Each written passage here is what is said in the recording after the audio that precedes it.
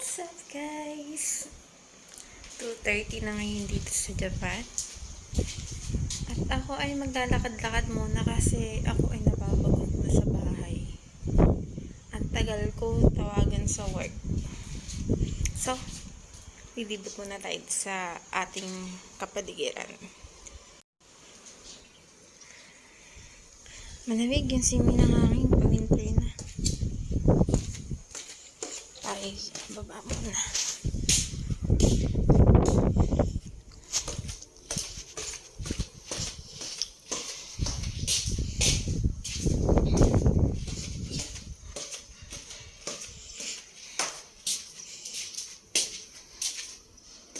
May mga sariling mundo yung mga tao dito eh.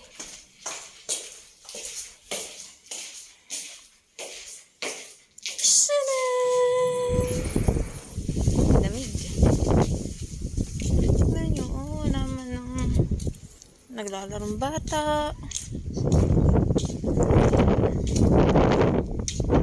Chismisang mga marites. Para ito. Yun, nagdag pa yung aking cup. Hangin kasi.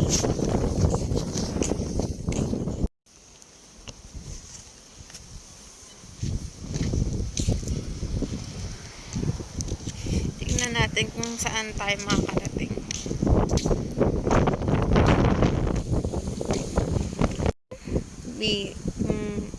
Pato. Yan. Oops, nakarang tayo sa daan.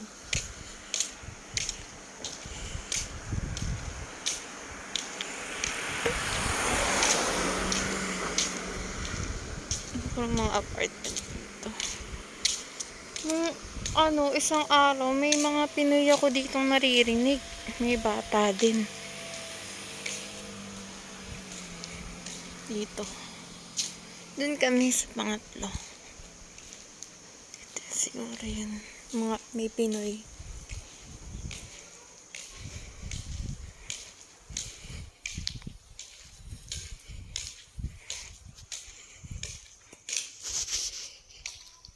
Lakad-lakad muna tayo. Nakakabagot ba naman sa bahay? Ang ginagawa ko lang doon ay kain, tulog, luto, tapos Netflix, YouTube. Sobrang boring.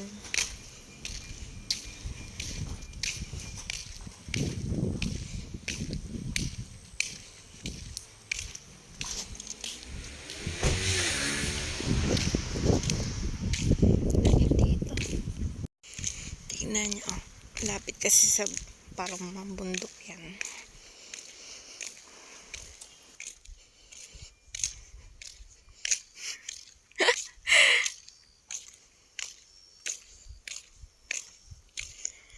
Nagbabike sa sana all marunong magbike.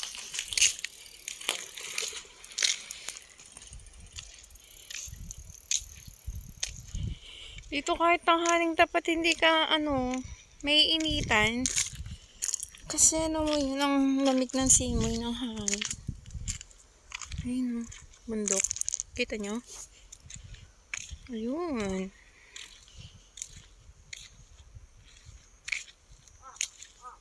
Wala ka ditong maririnig na tilaok ng manok. Ka maririnig na tilaok ng manok, tapos mga aso, mga nagsisigawan. Wala. Sobrang tahimik. Kaya minsan pag nagpapatay ako ng sounds, tapos wala akong magawa, naririndi yung tenga ko. Nakakabingi. Tapos tignan nyo, may uwak. Kita nyo yung uwak? Ayun lang yung mga maririnig dito. Yan.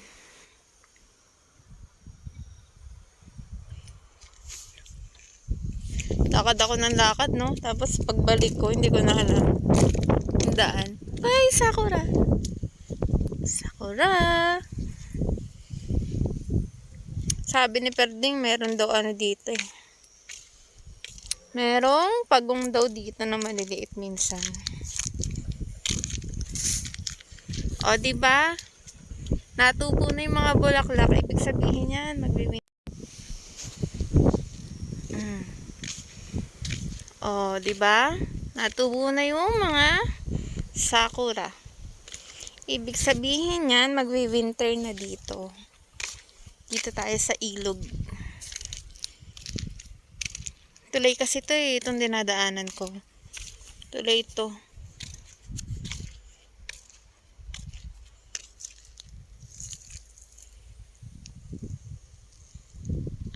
Lakad muna tayo agad dito. Ay, may ano, parang chesa. Pero sabi nila, ano daw yan, lasang papaya daw yan. Naglalaglagan. Grabe dito, no? Parang walang mga tao nakatira. Yung sana makikitang palabas-labas, kwekwentuhan, may sariling mundo, puro work lang. Work, trabaho, bahay. Ganun lang ang buhay dito sa Japan.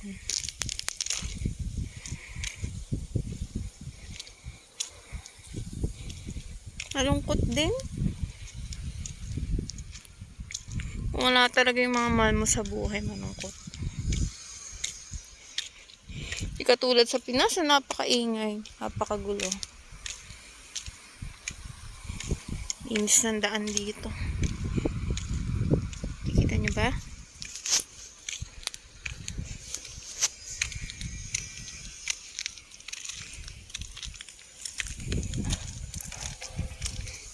Hanggang saan ako maglalakad dito.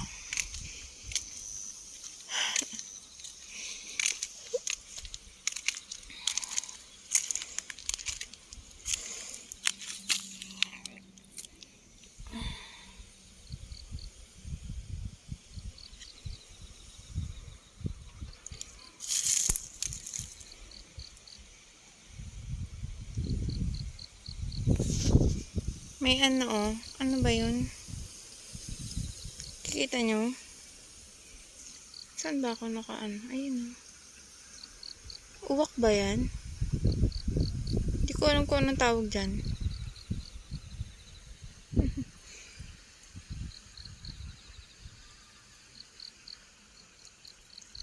Babalik na nga ako. Baka hindi ko na alam kung saan ako pabalik. Manigaw pa ako. Narinig nyo yung kampana. Ibig sabihin, mag-aalas 3 na dito.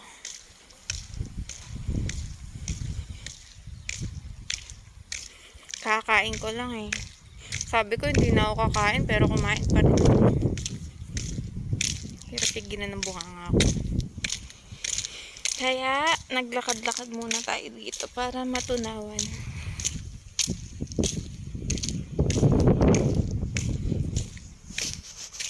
Yung mga bahay.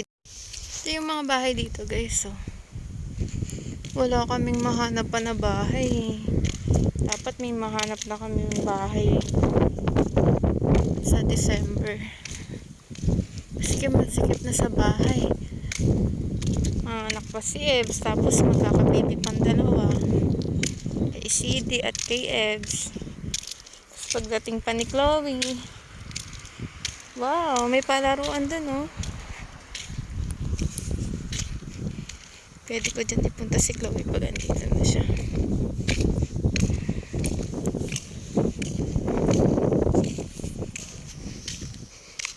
Sakura baby.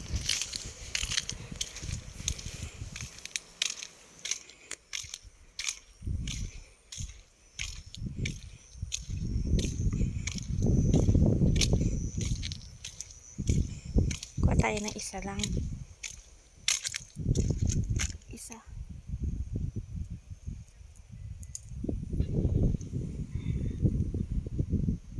Ganyan. Naglalakad si Lola at pati Lolo. Hapon yan.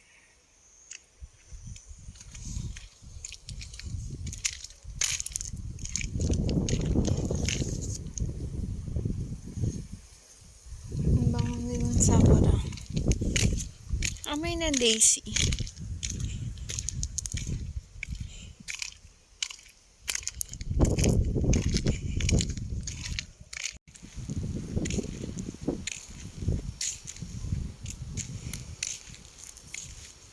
Naalala ko to. Pakuha ako kay Fred ng ano. Sako na. Pagdating sa bahay, wala na. Konting ano na lang. Konting fresh na lang. Ay, babalik na sa ating lungga.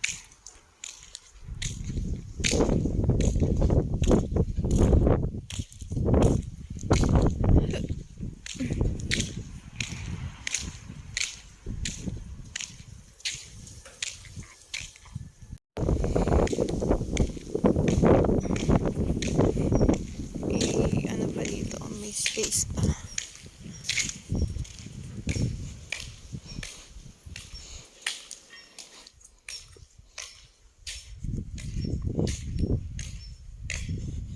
Mini garden nila.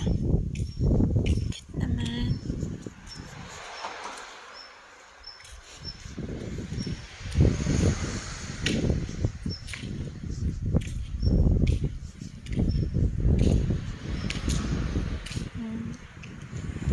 Oh, parang gumamela sa atin. Ay, may ganito pala tayo sa class.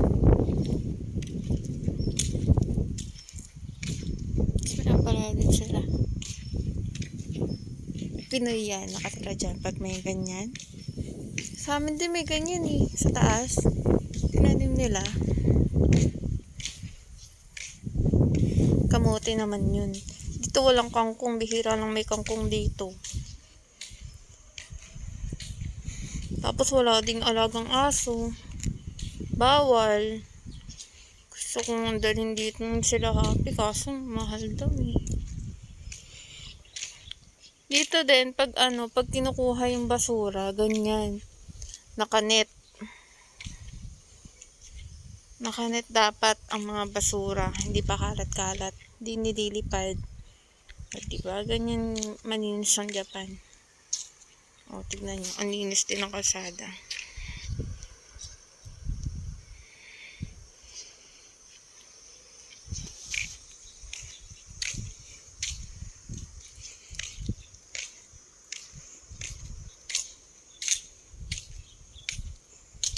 Puro apartment dito.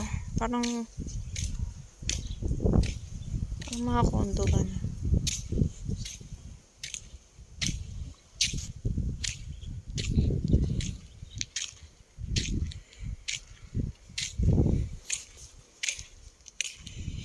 Pag hanggang bumababa yung kinain ko eh.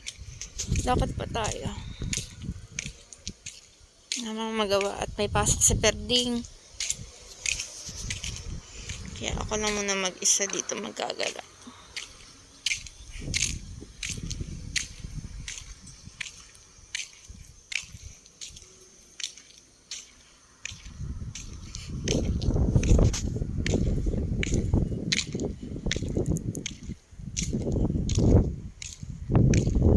Tagaytay yung lamig.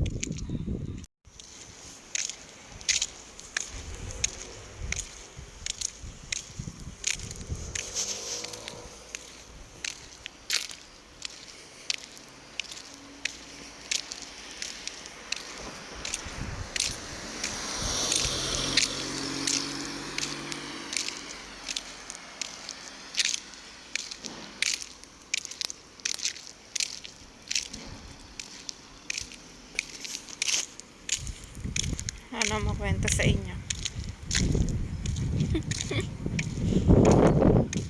Ganda lang ako dito. Ngayon lang ako ulit nakalabas. Nung nakaraan lumabas kami ni Perding, bumili kami sa kumbini. Sa paggabi na yun. Tignan niyo sila. Mga tao dito. Mga naka-jacket. Ako medyo makapal pa yung balat ko kaya hindi pa ako nagja-jacket eh. Pero mararamdaman ko daw yung taglamig kapag tumagal na ako dito. Makapal pa daw yung balat ko. Kasi nakakanipis daw ng balat dito eh, sabi nila. Supermarket Bom Brazil. Dyan pala bumili si Perding ng burger. Parang kumbini din yan. Parang kumbini din yan guys. Yan. Ayun, kitang may bata oh.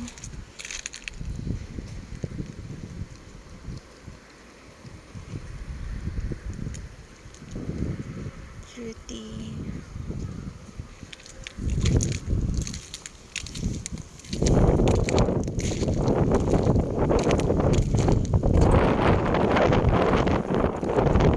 Hindi ba yung hangin? Yung hangin. Ganda ng ano dito.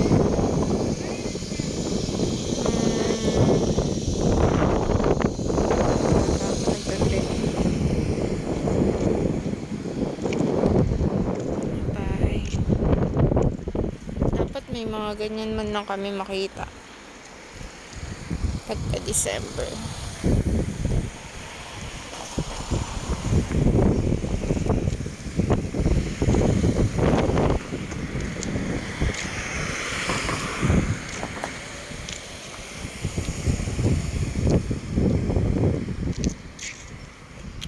Alam nyo ba, ang dami ko ng rashes dito. Dito lang ako nagka-eczema.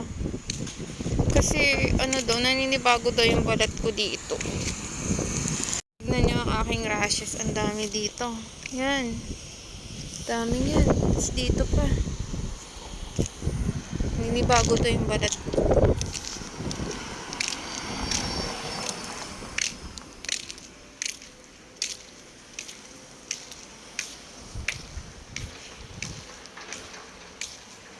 Dito lang ako parang tinigyawat. Pero hindi ito yan tigyawat. Ang rashes daw. Basta nakaganon din daw kasi sila lahat nun eh. Dito.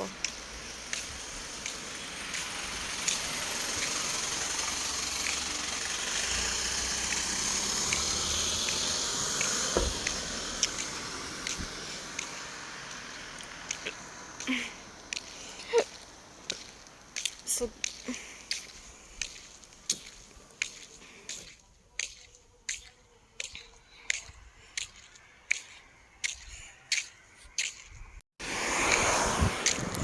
inigas yung kamay ko.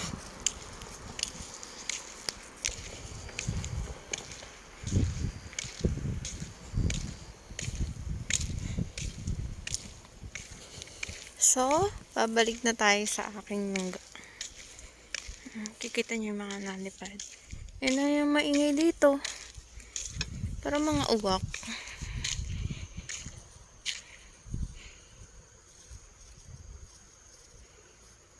Hindi nyo ata kita.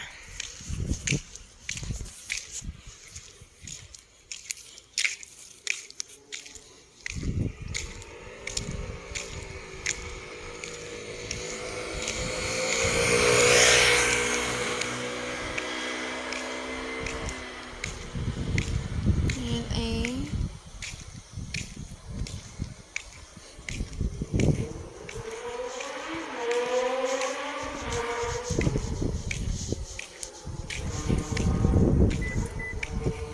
ito ang aming apartment. Diyan.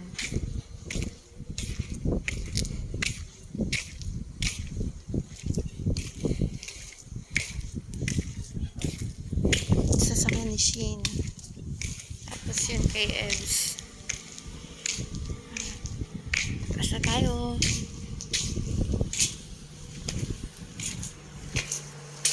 Sheda. Saan ang pinto? Wow, kanis.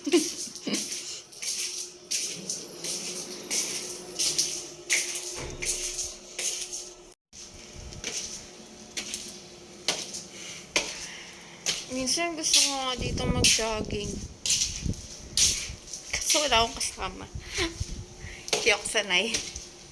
Nang walang kasama, nang walang kausap.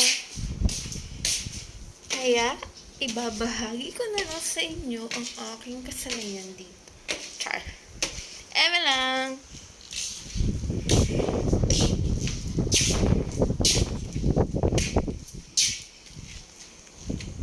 Dito na pala tayo.